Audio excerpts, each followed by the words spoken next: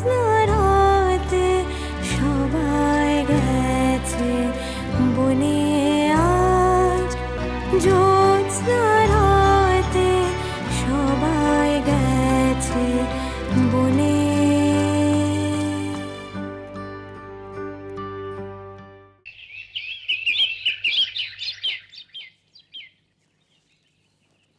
ইমরান,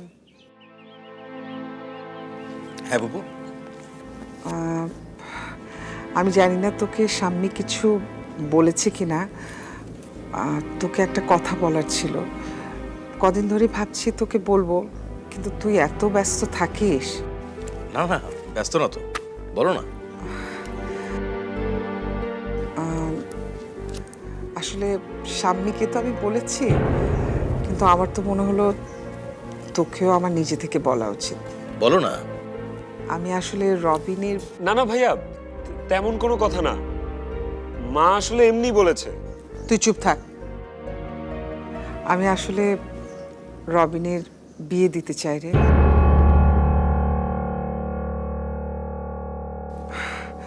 ওর বাবা বেঁচে থাকলে অন্য কথা ছিল, আমিও যদি খুব সুস্থ থাকতাম তাহলে এতবার বলতাম না রে। মা, তোমার কি মাথা খারাপ হয়েছে? এর আগেও তোমাকে আমি অনেকবার বলেছি যে আমার বিয়ের বয়স। ভাইয়া তুমি বলো তো, আমার কি বিয়ের বয়স হয়েছে? বয়সের হিসাব করলে তো খুবই হয়েছে। 2 বছরের গ্যাপ আছে বলেই না এখনো অনার্স পড়ছিস। উল্টাপাল্টা কথা। আর ইমরান, আরো একটা কারণে ওর বিয়েটা দেওয়া জরুরি। স্বামী আমাকে সবই বলেছে বাবু। সেক্ষেত্রে স্বামীর যা মত, আমারও তাই মত।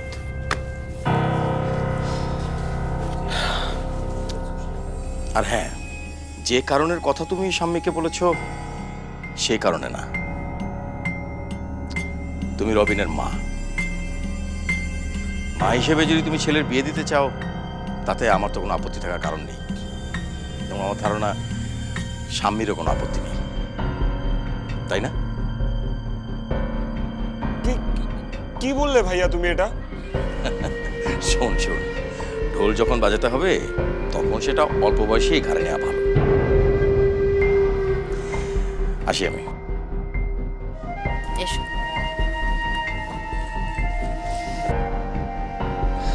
ভাবি, ভাবি এটা কি হলো? ভালোই তো হলো, এখন তোর পাত্রে খুঁজতে হবে। অনেকদিন পর তাহলে বাড়িতে আরেকটা উৎসব হলো। তোমরা না সবাই এক একটা ইম্পসিবল।